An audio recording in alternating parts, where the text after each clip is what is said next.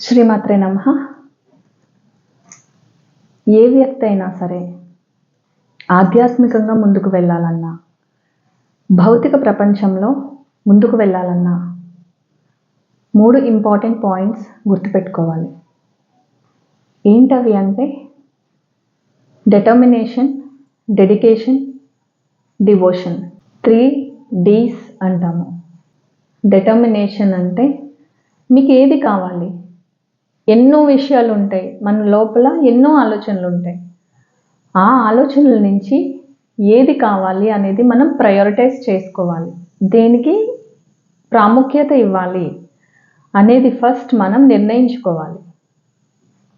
ఎప్పుడైతే ఆ విషయాన్ని మనం నిర్ణయించుకున్నామో, ఆ విషయాన్ని మనం ఫిక్స్ చేసుకున్నామో, అప్పుడు దాని పట్ల మనకు ఒక సమర్పణ భావం ఏర్పడుతుంది. అంటే ఒక వర్క్ తీసుకున్నాము, దాని పట్ల మనం ఎంతో ఇష్టంగా చేస్తూ ఉంటాము. దాని నుంచి ఏం లాభం వస్తుంది పక్కన పెడితే, ఎందుకో దాన్ని మనం చాలా ఇష్టంగా స్వీకరిస్తాము. ఆ పనిలో మనకు ఆనందం ఉంటుంది. అంటే మీరు ఎప్పుడైతే సమర్పణ చేసుకున్నారో ఆ వస్తువుకి, ఆ వ్యక్తికి, లేదంటే ఆ స్థితికి, లేదా మీ సంకల్పానికి మీరు ఎప్పుడైతే ఆ సమర్పణ భావం మీరు చూపిస్తున్నారో, మీరు దాన్ని చాలా తొందరగా సాధిస్తారు, అనుభూతి చెందుతారు. 3 Ds ఫాలో అవ్వడం అంత ఈజీ అయినా అనిపించవచ్చు, చెప్పడానికి చాలా ఈజీ. కానీ ఇవన్నీ మనం ఫాలో అవ్వాలి అంటే స్థితప్రజ్ఞత అనేది ఉండాలి. స్థితప్రజ్ఞత అనేది ఒక వ్యక్తికి ఎలా వస్తుంది అంటే నిరంతరం ఎరుకతో ఉండడం. ప్రతిదీ ఒకదానికి ఒకటి లింకప్ అయి ఉంటుంది. దేన్ని మనం విడిగా చూడలేము. చెప్పుకుంటాము ఇది వేరు, ఇది వేరు, ఇది వేరు. అక్కడ 3 స్థితులు ఉంటాయి. ప్రతిదీ వేరుగానే చూస్తాము, కానీ ప్రతిదీ ఒకదానికొకటి కనెక్ట్ అయి ఉంటుంది.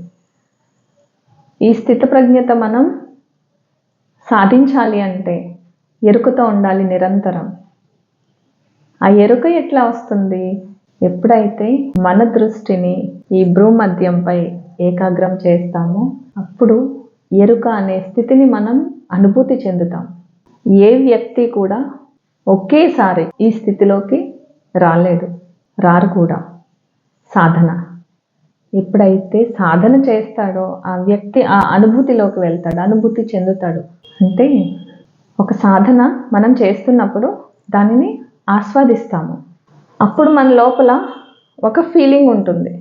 ఎప్పుడైతే దానిని అనుభూతి చెందుతామో మనం మారిపోతాం.